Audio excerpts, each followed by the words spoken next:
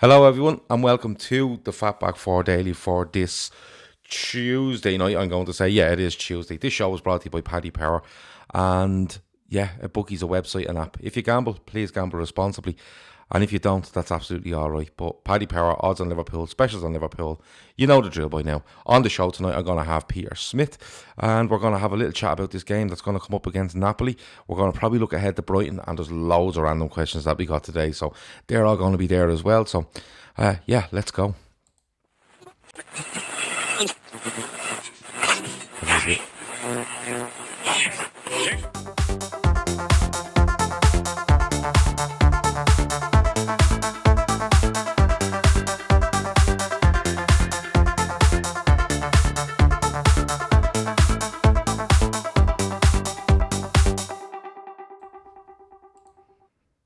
And here we go, the FB4 Daily. Peter, we're up, we're live, we're getting to go. At some stage, the internet will go. Me and you will make a complete mess of this, and then we'll try rescue it and stuff like that. But as of now, we're absolutely fine. So, how are you, my man? Cannot complain. Another good weekend for Liverpool. Another Champions League week. Life is good. Happy days, happy days. Listen, I'm not going to go over that game at the weekend. We've done it to death at this stage, but we're coming to Napoli. It's a huge game in my opinion tomorrow night. Simply because not tomorrow night, Wednesday night. No, it is tomorrow night. Tomorrow Wednesday. I'm still stuck on Monday. Sorry, but it's a massive game for a couple of reasons. One, to top the group, but two, to give us that little bit of rest at some stage during December if we make this Red Bull Salzburg game a dead rubber. But you were talking to me earlier and you were saying, Gav, Napoli are in bits here. They're finding players all over the place. There's players pulling out with injury. What is going on? There was a little bit of controversy. I think the chairman, they haven't won in 5 or 6 games, and I think the chairman, he's a bit of a headbanger, De Laurentiis. I think he's a movie producer, but he decided he wanted to take the entire squad on some sort of training camp. Anyway, the boys have split the dummy out. I think between the international week and the Champions League prep, they didn't want to go. And I think there was a ringleader, that Alan, is it Alan Rodriguez? Is Alan De Souza? Is it? Yeah, I think so. I think he's gone as far as to represent the lads and then square up to the chairman's son. So all hell is broken loose, and you know how things work in Italy. It's either everyone's best friends or their worst enemy. So it's probably a very, very good time to play this lot. Yeah, you were sending me stuff today, and you were saying, it's there's fines going on all over the place. Insigne has pulled out with an elbow injury, I think it was, but a non-injury injury. There's nothing wrong with him. He just doesn't want to play. He was one of the ones that was fined, though, wasn't he? I believe he's been fined nearly 350 grand, which is probably Colossal 3 weeks. money. Yeah, 3 weeks wages for him. I think that there's a cap on in Italian football what you can fine players. It's up to a maximum of 50% of your monthly salary. So he's gone across the board. There's only one player that I've heard and that what is documented that hasn't been fined, and that's the lad that's out injured long term. But the rest of the squad have been fined, so it's something like 3.5 million euros in fines. So it'll be some whip round at the Christmas party, if they have one. But it looks serious. Which is good for us. It's absolutely incredible. Especially coming into these games where, all right, they're in a decent spot in the group, but if they get beaten tomorrow night and Salzburg win their game, they're right up against it. Going into the last game. Now, they do have Genk at home, so you presume they're going to win that one. But I don't know, putting that aside, Liverpool are going into this game, and I've had loads of chats with different people about this game, and I'm constantly looking at 2 games forward, 3 games sometimes, and look, I've looked as far forward as I think Sheffield United on New Year's Day or the 2nd of January, whatever day it is. What way are you approaching this, Peter? Because Fabinho won't play at the weekend because of suspension, so you're recommending him. But I've heard people say you might see Gomez, you might see this, you might see that. I'm going to put it out there. I can see us just playing that the best 11 we can get on the pitch, and Salah included. I think with the opportunity for Salzburg to be a dead rubber, nobody will be taking Brighton very lightly either at the weekend. I mean, Graham Potter, their manager, has just been awarded a 2-year extension to his deal. So, they're very happy with what's going on there. They will be confident. I mean, it's a free swing. The way things are now, teams coming to Anfield, it's a free swing. Fellas, they think to themselves, no, we're not expected to perform here. So they come and shut us out. And for every 10 minutes that goes by that Liverpool doesn't score, The pressure is on. So I agree with you. I think we not all guns blazing. I think James Milner will start tomorrow night. He's due a start anyway. I think we'll put out a strong 11 and a strongest 11 bar Fabinho really. I don't know if Salah might be rested again at the weekend, I'd imagine, but I can see him playing tomorrow night. Definitely, I think we go to win both of these games. It gives us a good platform going into December. We need to maintain this gap. Yeah, I just think the massive, as I said, the massive thing for this one tomorrow night is it frees up a midweek there where we can put a shadow kind of team out. Northred reckons, I think he's reckoning 4-0 tomorrow. Kev O'Sullivan says he'd like to see Naby start. Chris Brack says both Brighton games were very tight 1-0 wins last. Fair play. Yeah, that's a decent point. He says also no Insigne or Milik tomorrow night for Napoli. So yeah, Milik is the player who missed that big chance that made Alisson's name. They have other threats. I mean, I worry about Napoli at the back, to be honest with you, in terms of us breaking them down. I mean, Koulibaly will play. This is one of the top defenders in the world. I do worry about them, but they do concede goals. I watched the game earlier in the season. I think they got done. 5 or 6-4 by Juventus. They are shipping goals, and I think what's happened there with Napoli is they haven't been as successful as they have been over the last 2 or 3 years, certainly under Sarri. And there's a bit of a reaction in there, a few bad eggs as well. The way things are in Serie A, lads jump around clubs, and it can be a bad chemistry mix. So, to be honest, I can't see us beating them 4-0. I think probably 2-0. Our usual 2-0 or 2-1. It'll be tight. They'll get a goal from somewhere. Yeah, it's one of those. When Klopp looks at this, do you believe that he just takes one game at a time? Like, no, I'm gonna have to caveat that way. There's no way he looks realistically one game at a time.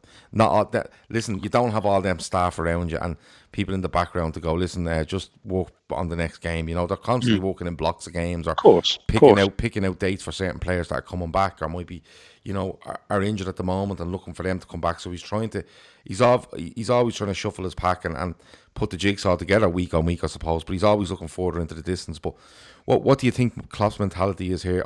And the simple thing is to say, look, just win all the fucking games. That's the mentality.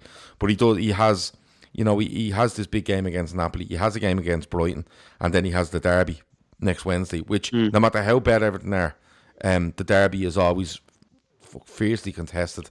It'll be physical, I'd be looking at. Why do you see him doing it? Because I'm trying to work this out, and I think the Fabinho thing is a little bit of a blessing in disguise.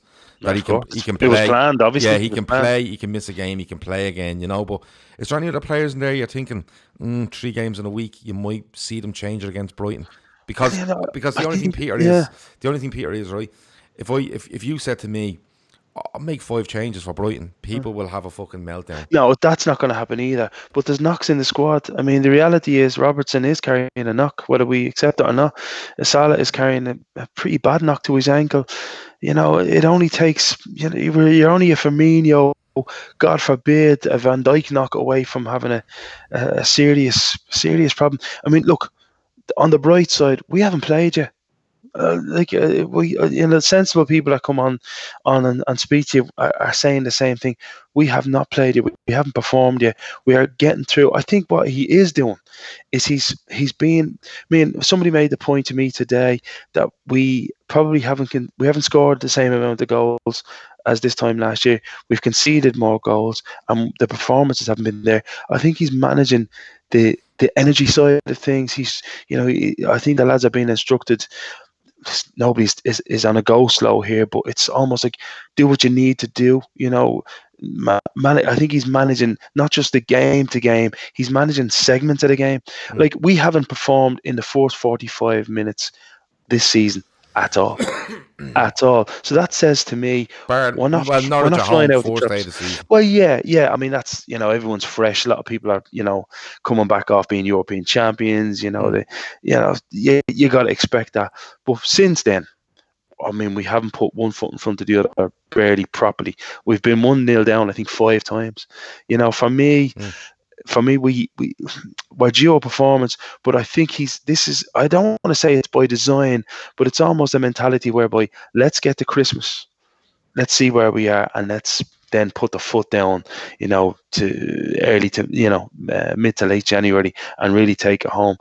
And if that's the mentality, if he's really got the lads buying into that, I mean, that's something else. That's not just match planning. That's minute by minute planning. I remember somebody talking about a very famous cup run that a small club went on a few years ago. I cannot remember who it was, but they were talking about managing 15 minutes at a time.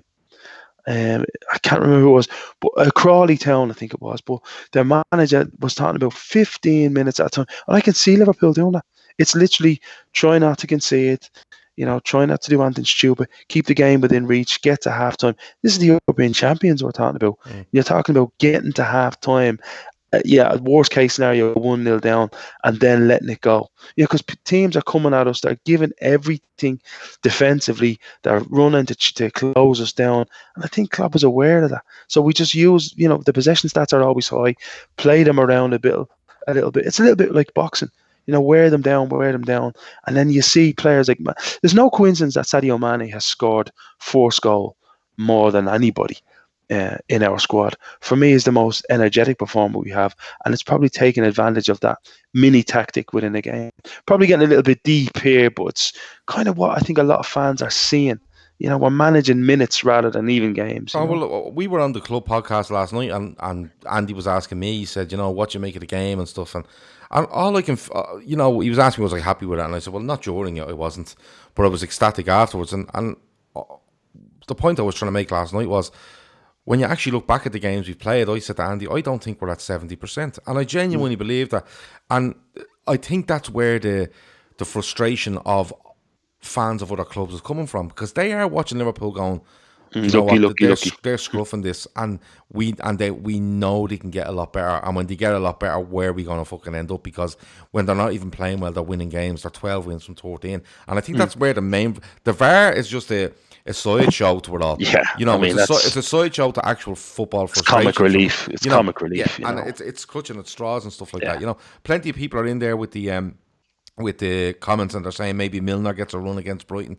A left back maybe, because Robertson's struggling a bit. Henderson might see it out. People are asking for a little bit of rotation in midfield. I can't see him rotating too much. PW says, can you see Keita getting any minutes in the next few games? He needs minutes in his legs at some point. And he's not trusted. Let's be honest, he's not trusted. He said it, and it's not like we are going to be playing lots of top 6 teams in the next little bit. I know where you're coming from with the not trusted bit, and I don't see Keita coming in if you're making 2 changes in midfield. If you're making 1, he's probably the change, because you put him in there with what you're used to, So if Fabinho come out, which he will do against Brighton, and you decided to say, put Wijnaldum, drop Wijnaldum deeper, leave Henderson where he is, and put Keita in, you're only making that 1 change. All right, it's 2 positional changes, and I'm not a big fan of that, but I actually like Genie in that deeper position. I've no problem. Yeah, me too. No good coach out there will tell you that I'm going to make 2 or 3 changes for the sake of 1 player. It's suicide. We're in a rhythm now. Make that like-for-like change. Everybody, it reminds me, I know I say it all the time, of United fans about Pogba. Just trust Klopp on this one. He's not trusted. Keita's great when we're on the ball. He's very, he breaks the lines. But when we don't have the ball, he's a worry for me. I think Wijnaldum, Henderson, what we have in there, Fabinho, they are used to what we need to do when we don't have that ball. Make it impossible for the opposition. Keita is not there yet. It's the same with Shaqiri. Even in the final third, we press high. Shaqiri without the ball. Look, listen. For me, Shaqiri really, really done his damage against Barcelona at Anfield. He was excellent. His final ball, second to none. But without the ball, against in the touch and go games, you can see what Klopp is thinking. No, what I have, and I'm sticking to it. And right now, Keita is just not at that level. It might take another 6 months. Who knows? It takes what it takes with Klopp, Barry Carr reckons Keita is being saved for this run of fixtures. He said also changes for this Liverpool aren't really changes anymore. It's been the same group for a couple of years. And yeah, that's a fair point, considering they didn't do much, if anything, in the summer, anything tangible towards the first team, let's be honest about it. Yeah. He also says that they may explore some shape alterations in the next few games. I don't know. North Red wants Big Joe Gomez in at left back. God no. I'm majorly worried about him, but I'll get on to him in a minute. But look, the Napoli thing, it's hard to see. In normal circumstances, you know what Napoli are turning up with, you know what Liverpool are turning up with. You expect a tight game, a goal here or there, you know. And let's be honest, the game in Naples, I thought we were probably shaded as the better side overall that night, but just Yeah, I got done by mean, the penalty, and then we were caught in the break. last year we were poor, and in Napoli we deserved the game when Keita went off after 20 minutes. They were the better side, but it was the perfect rope-a-dope really by Napoli this time around. People are saying they know how to play against us. No, sometimes we just don't take our chances, or we make bad decisions in the Yeah, final third. yeah. When you have a lot of possession, you're going to get nights like that. To be quite honest with you, so I don't know. I'm half part of me is expecting Napoli to turn up on strike tomorrow. I think there's Well, you real see, problem. that's the thing You there. know, Like, as I'm saying, under normal circumstances, I'd sit here and say to you, mm, we'd edge it and buy a goal. It could be a 1-0, it might be a 2-1. mm, You know, but looking at this, I'm thinking it could be tight, or it could be just absolute mayhem. Look, listen. If you play this game, if you're in a squad and all of a sudden you and all your mates have just been fined 2 weeks' wages. Now, I don't care if you've got 3 million in the bank. It's the principle of the thing. Are you going to go out and break your back for a chairman who is ultimately going to be the one who's going to benefit from Champions League glory? No, you're think to yourself, you know what? Screw him. We didn't want to go in this camp. He should have listened to us, and we're going to do what we can to really show him who's real. But I can see this lot turning up on strike. To be honest with you, Yeah, I really it'd be can. very interesting. And Dicko says he genuinely might put on a bet on the Reds to win everything. The FA Cup, the World Club Championships, the Carabao Cup, the FA Cup, the Champions League and the I think Premier it's a League. bit of a stretch for the kids against Villa. Come here, listen. Watching Villa Could you last night. imagine, football would just self-implode if Liverpool went and won. The amount of piss they'll be If they boiled. went and won the Champions League, right, the FA Cup, the League Cup, the World Club Cup, and the European Super Cup, the world would end. It'd be absolutely, Leave City with the Champions League, the trophy that they No. they We're include taking in them. that as well. We're taking that as well, and then we win the Charity Shield, and we call it a fucking, I don't know what you call it after 6, 7, 8 trophies in the 1 year. But look, in all seriousness, and I know we started off this show talking about, what way do you think Klopp is trying to do this and stuff. So putting that all into consideration, what's your team for tomorrow night? I think Gomez gets a run instead of Lovren. Believe it or not, I think Van Dijk starts. I think this is the chance to save Robertson's legs and play Milner. I think Tomorrow? he'll want to. Yeah. I think Okay. I would start. I'd start Robertson on Saturday. I mean, let's be honest. The Premier League's where it's at. Everyone wants to. We want to win everything, but we want to keep up the momentum as well. Trent will start again. I don't see any problems there. Middle of the park. Do we have any? Fabinho will play because he's not going to play again till Everton. So I don't think there'll be any real changes there. And Salah won't play. I wouldn't start Salah tomorrow night. I wouldn't risk him. He needs the rest. And start him again, all guns blazing against Brighton on Sunday. So I can see some changes tomorrow. Not wholesale changes, and certainly not. I can't see Keita coming in. I really can't. I can see. I know I said it last week and I was wrong, but maybe Origi or Shaqiri will come in for Salah. Okay. PW says, didn't their owners give a pile of cash they got for winning the Champions League back to the players last season? Quite a juxtaposition to Napoli. Yeah, I did see something about that at the back end of last season, that there was an agreement in place and a certain percentage of the Champions League winnings they go back to the player. It's an interesting side you picked there. I think, I genuinely think, and I'm not Liverpool manager. If I was, I wouldn't be sitting here talking to you. Well, I might be, but I just wouldn't be giving all my thoughts to everyone else online. But I get if it was me, I'd be looking at this Napoli game and going, Napoli, Brighton, Everton. And I'm thinking this Napoli one is the key one. Because if you get, I keep saying it, if you get Napoli out of the way and you top that group, you're freeing up a midweek. I think Brighton will take care of itself because of the Fabinho issue. He's forced into a bit of rotation there and it might freshen things up. And then the Everton one will be physical. Like a lot of people are talking there saying, Will Silva be Everton manager by the time it comes around? Somebody in the chat made a great point. He said he can't see Silva being sacked before they play us. They don't want the new manager going in there and having to play us at Anfield in their first game. I think the opposite. I think maybe they're doing a deal with Moyes, and the idea is to have the big grandstand. You know the way they love their gestures on the blue half. Yeah. And I think they'll bring him in just for that game. I mean, this is their World Cup. I've heard strong words on. I've heard strong connections on Mark Hughes. I mean, based on what? I mean, the Mark Hughes. It's funny. Mark Hughes has been out of the game now quite a while. Yeah, and I think he cashed in a lot of his chips his last couple of jobs.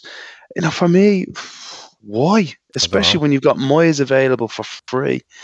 They're not going to look. Mauricio Pochettino is not going to take that job, as much as some of the Blue Noses think. Oh, he's available. Yeah, there's one thing in being available, and there's another thing actually wanting to take the job. For me, I would just go back to what you know. This is a guy who, especially with given the players they've got now, the experience. I mean, he's made all the mistakes. It's best case scenario for them. I disagree with you. Really? You think Hughes should be given a run? I don't agree with Hughes either. I don't think they should go back to what they know, because what they knew was 1 4th place finish, 10 years of management, and they just went around most of them kicking fellas. I don't think that's what Mashiri wants. I don't know how we've gone to Everton and their stuff, but we will anyway. I think what you need to do is, I'll tell you what, right? The season isn't a write-off, but listen, if they'd any forward planning in them, they would have been looking and sounding people out probably since the middle of last season. Because he was in the bad way and he managed to finish strongly and keep his job. But they should have been keeping track on people that's, managers as they go along, whether they're in or not, in jobs or not in jobs. They need to back a fella. And I don't mean financially, because this fella's being backed financially, but you need to back the idea. Marco Silva was never the solution.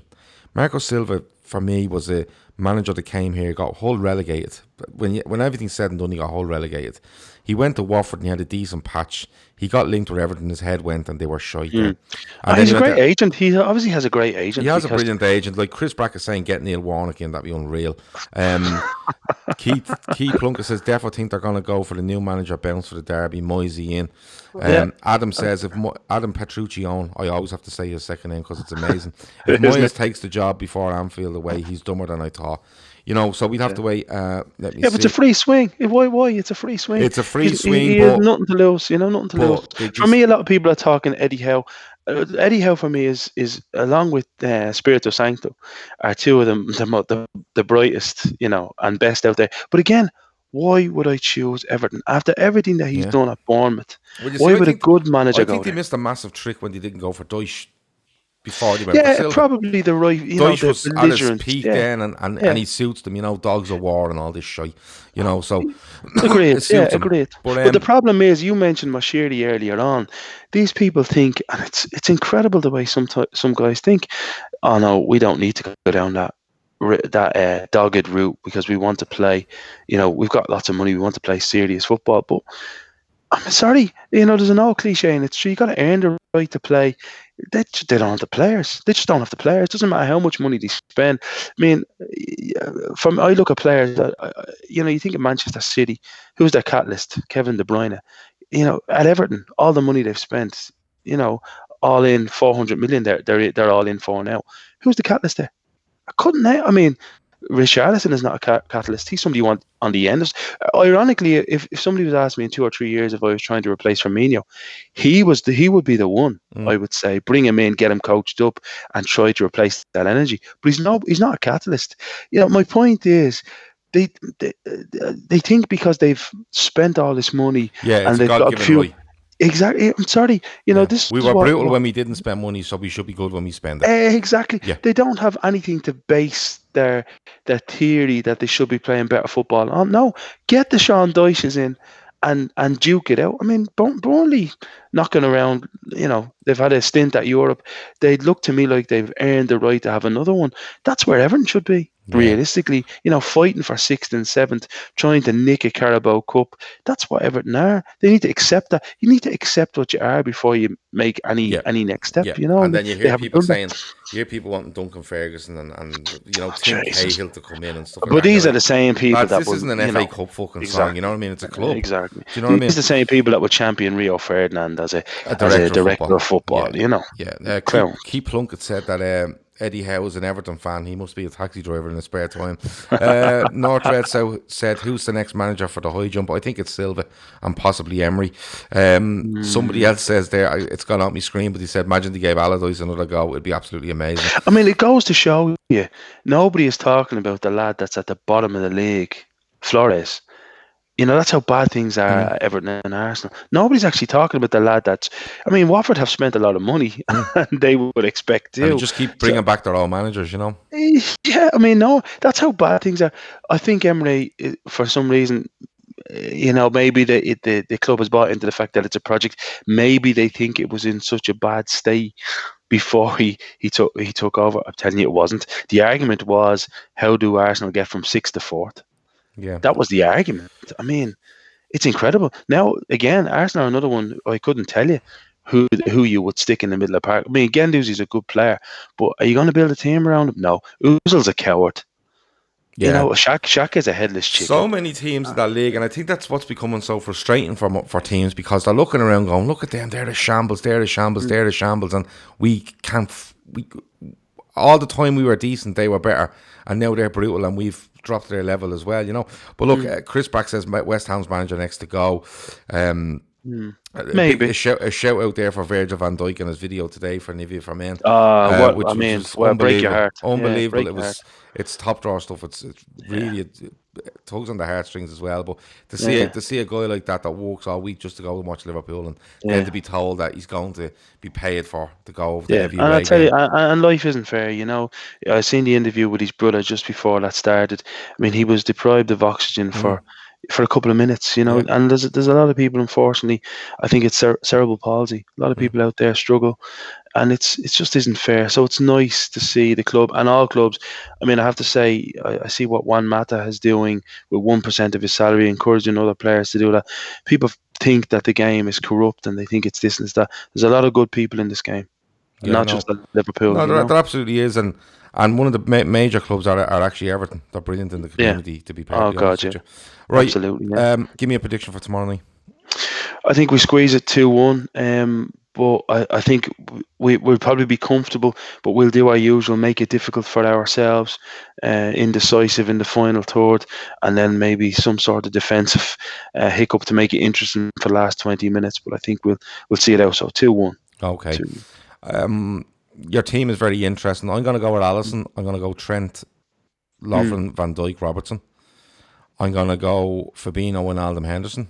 It's full strength so And far. I'm going the front three. So that's full strength. Yeah, yeah. So you're telling me? I want it's a good point. I want to see full strength tomorrow. Do you know, Gav? Do you know what my problem is with that? My problem is that changes the mentality for Saturday. I mean, No, not really. No, because I'll tell you why. I think you could. I'm looking at this and I'm thinking full strength Everton, full strength. And people say you don't need to be full strength against Everton. If you want to bash Everton, you put your full strength team out and you leave them in no doubt as to where they are. And it could actually be the springboard again to show that we can destroy teams. Maybe, and maybe teams would look and go, "Oh, we're going to have to sit off these a little bit more because they're on this." Maybe, but if I'm Graham Potter, I'm thinking you're giving my team talk for me. I'm going into my lads, the Brighton dressing room, and going, lads, these don't rate you. These don't rate you. They've put out a full team during the week in a game that they don't really have to win, and their best player this season got himself suspended, so he doesn't have to play against you. These don't rate you. We don't give them hell. That's the trouble. One criticism of Liverpool I have is that we don't know how to be everybody's cup final. We are everybody's cup final right now, and we're not comfortable with that. Do you follow my thinking? Yeah, no, I follow what you're saying.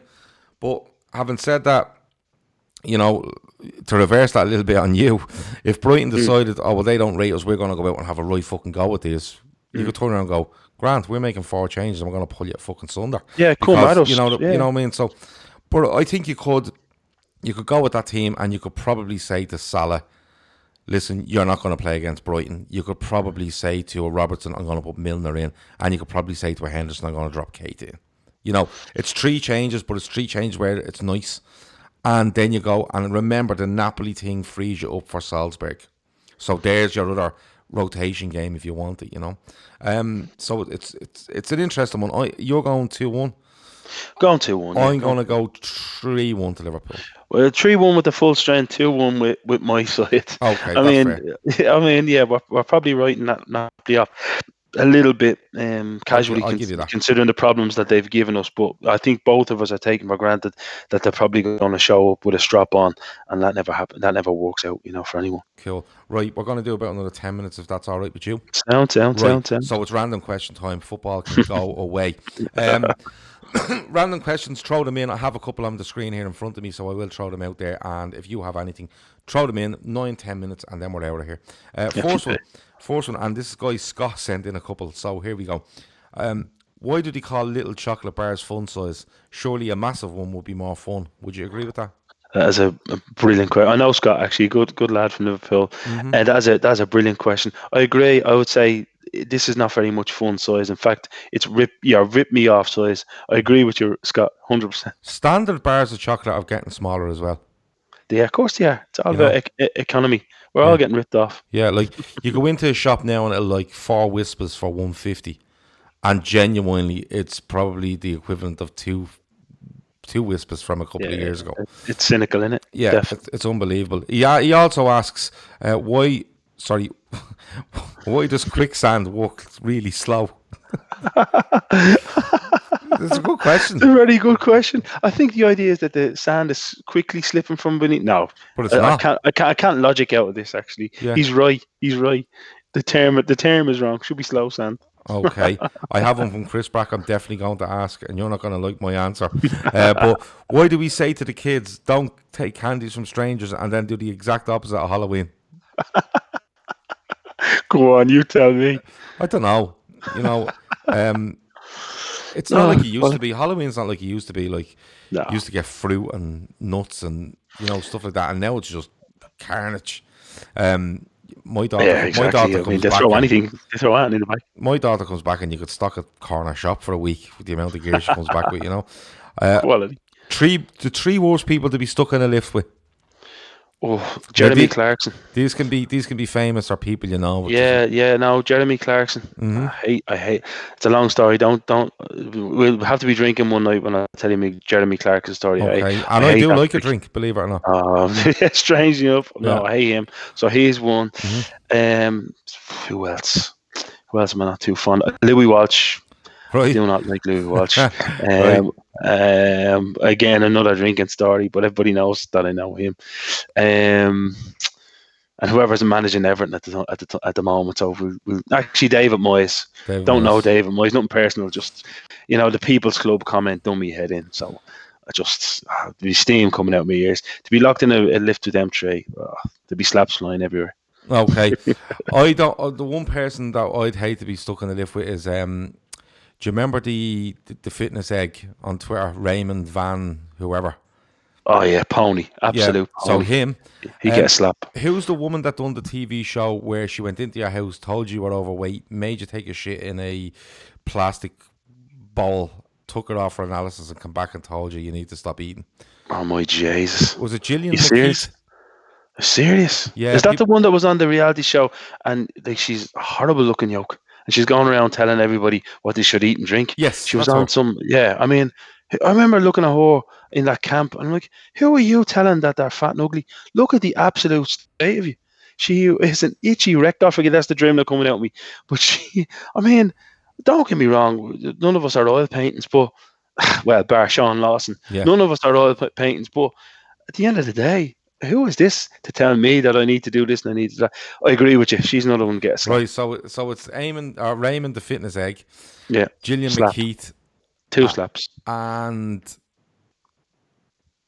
Kay Burley off Sky News.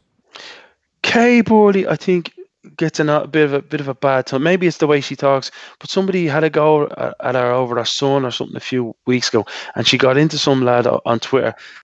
I mean, she really, really poor. She used bad language and everything. I Oh, well, then I didn't, take it back. Yeah, I mean, I have to say, yeah, she came up in my estimations. Pick Okay. someone else. I'll pick someone else. I'll leave Kay Borley alone. I'm just Mm. thinking, I think it was Kay Borley that was in Paris after the Paris attacks, and she was absolutely appalling. Ah, jeez. Um, so I'm going to go with James Corden. Yeah, 3 slaps to the head. Now, Everybody's me. I hate fellas like no, him. do you know what it is with James Corden, right? I His loved him in face. Gavin and Stacey. Loved him, right? Yeah, I liked when he done the comic relief stuff as Smithy. I get all that. yeah, But when he does League of Their Own and the lads go on a tour and he meets up with them in America, he has to be centre of attention for everything. Even when someone else tells a joke, he has to yeah, laugh the loudest to be the centre yeah. of attention. He's a Uh, pony. yeah, most person you've met by accident. No, sorry, most person you've met. The most famous person you've met by accident. I met a By few famous accident now. people. Met Bob Geldof by accident. Oh Mm, no, I met Willem Dafoe by accident. Believe it or not, I wasn't involved in that, and musical or anything. mm-hmm, Myself at the time, mm-hmm. just bumped into him in the middle of Temple Bar. Jesus, I think I was about 19, and I'm a movie freak. I know you've only seen 8 movies in your life, but I love me movies. Yeah. And I just saw this fella with a normal backpack on and an L scruffy short.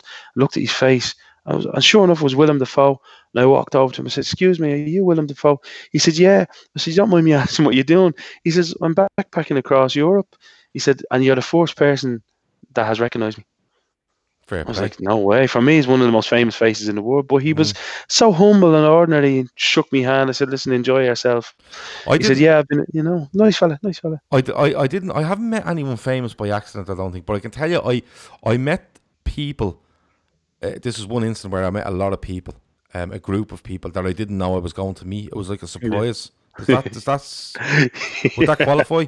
it does qualify. Okay, Yeah. so we're going back to May 1990, and my mother's friend worked in the airport hotel, and she managed to get me in to have dinner with the Republic of Ireland football squad before they Ah, went to Italy, Italian night. brilliant. Now, I mean, that you're talking about the most famous people in the country at the Yeah, most famous time of their fame. I mean, yeah, that tops everything. yeah, I mean, then they went over to Italy and walked on water for yeah. 3 weeks. Fair And play. they gave me. I had dinner with them. I have pictures and everything. And Fantastic. they ended up a couple of players. We ended up walking around the hotel, and we got to. It was like the kit room. It was a hotel room, but it was the kit room. In And Charlie's room, and probably. yeah, and I ended up. I always remember I ended up sitting with Jack Charlton and one or two other players, and there was Argentinian football on the TV, and we sat watching Argentinian football for some reason. So Random. Do yeah, you know so what? I'm going to so say something. random. Yeah, I'll say something controversial about that team. Can you imagine how good we would have been if we had had a decent manager? an expressive, that let them express themselves. Yeah, exactly. I Yeah, mean, we'd Ronnie Whelan, Liam Brady, Paul McGrath Paul McGrath, the best centre half, played arguably. midfield in that World Cup. Yeah, of course. Yeah, I mean, the players we Steve had. Staunton. The players we had. Packy Bonner was proper goalkeepers. We had a proper side. Yeah, Can you imagine if we'd had a decent manager who believed in football? I mean, the quarterfinals would have been a disappointment. That's all I say. yeah, You know, and yeah. But so that was I didn't meet people by mistake, but that's a group of people I met that I didn't know I was going to meet. So and what a time to meet them. Superb. yeah. Now there's another one here that comes in from Keith, and he asks your dream news lineup. So like Mm, I know, pick Sky News or RTE News in Ireland or BBC mm, News. So a news lineup. So you're gonna have. So I'm gonna give you a presenter, a main yeah, presenter. You're gonna have a guy standing in front of the screen giving you yeah, all the information, a la Sky, and I'm gonna give you a sports correspondent. Now they don't have to be in that field. You just want to put this together, and it'd be yeah. your It's dream. brilliant. Yeah. What a question. Right, the main anchor, Michael Parkinson, Okay. definitely the greatest ever. Yeah. On the sports desk, I'm gonna go. God, it's a fantastic question. I'm gonna go. What's his name? The Scottish fella that breaks the transfers. The White, Jim White. Oh, Jim White. I'm gonna go Okay. with him. Yeah. I think he's a character. Yeah. And I'm gonna plonk right outside Anfield to see all the trophies come in and out, and the big players come in and out. Andy Gray. just to look at his face. Okay. I've been enjoying for the last year him stuck in Dubai, watching his piss boil as Liverpool stride all over the place. It's really winding him up, I Right. have to say. And probably doing the interviews, you'd have to have an ex-player. So my hero, stick John Barnes in there, Okay. and that's my lineup. My main lineup would be. I like how Michael Parkinson's show as the main legend, anchor. Yeah, he's absolutely outstanding. If you watch any of their, even on YouTube now, you can go back and watch all the Parkinson shows, and it's absolute legend. it's brilliant. But I would go with David Jason as my main anchor. Yeah, brilliant. All right, I gotta go David Jason as my main anchor. On the sports desk, I'm going to have. Let me see. It's a tough question. I'll come back to the sports desk, but the person that stands in front of the big screen and gives you all the info and stuff, Brian Kerr. I'm just gonna let Brian Kerr go absolutely rasher. And he's like, and then I go with the Brian now for the weather. What's the weather like, Brian? He's like, the fucking weather, and you go absolutely rasher. So it's scaldy out, yeah. So Brian Kerr will be on the big screen giving you all the info, like the Dow Jones and all that, all that sort of stuff. So Brian Kerr there. I'm gonna have David Jason as the main anchor, and my sports one. On the sport. Oh, it's a very good question, isn't it? Isn't it? Yeah. Oh, I'll have comedian Bill Burr on the spot. All right, I'm all over Bill. Fantastic. Yeah. If anyone likes Bill Burr, did you see this on Instagram? He's doing these videos now where he's sitting in a theatre on a couch and he's just talking randomly to people. Have you seen it? Yeah, I've seen a couple. I've been tagging a couple of them. It's outstanding. I think he's calling himself Wilbert now instead of Bill, which is absolutely outstanding. I've lost all the comments there because Avo says more embarrassing, farting in a full lift or being spotted in the crowd at Goodison Park. Ooh, and everything related. Trump. I'd rather fart in front of anyone, the Pope, rather than be spotted. Because it's always good. A good friend of ours, Greg Conley, played for the Bosco. Is a huge Everton fan, and he took the kids. Is managing a load of kids for the Bosco in Drimna. He took them all on a trip to Liverpool. They played a game, but he took them to see trophies. Obviously, he took them to Anfield. He posted them on Facebook. Made the mistake. So within an hour, myself, some of the Lawsons, Paul McNally, a lot of lads that played with him and against him, had them posted. Him with the European Cup at Anfield posted everywhere. He immediately regretted his decision. I can tell you Paul that. McNally didn't play League of Ireland football, did he? He did, yeah. Paul's a good lad. Yeah, I know Paul. I know the name Paul McNally. Yeah. Yeah. Northred said he actually turned the corner literally in Liverpool and bumped into Pepper Rainey the year we signed him. Oh, legend. So that's a good one. Any other business before we go here? No, I'm not going to shout out to any rival podcasts. To your mate, fucking. Do you want to give a shout out to your mate? No. Philip, because Philip Casey is back from holidays. Don't mind Phil, you can do whatever you want. No. Just, I think it'll be interesting to see who's right and who's wrong over tomorrow night's selection. Yeah, it'll be really interesting. I'm sure we'll be messaging each other. 100%. See what's going on. As long as we win, I don't care if Steve Nichols starts at half. As long as we win, to be honest with you. Exactly. Once not Philip Deggan. Right, that's it. I think we're done. Peter, thanks a million for joining us. It's been a pleasure. Legendary. The random questions are really, really good tonight. So that's the standard you've set for yourselves now as viewers, which I think is I think that's only fair that I ask for that standard of random question from here on in. Absolutely. It's been really good. Myself and our production executive Chris Brack will be back on the show tomorrow night at 10 p.m. with immediate reaction to the Napoli game. So that will be 10 p.m. live on Periscope and YouTube. If you didn't listen to the club podcast last night, go back.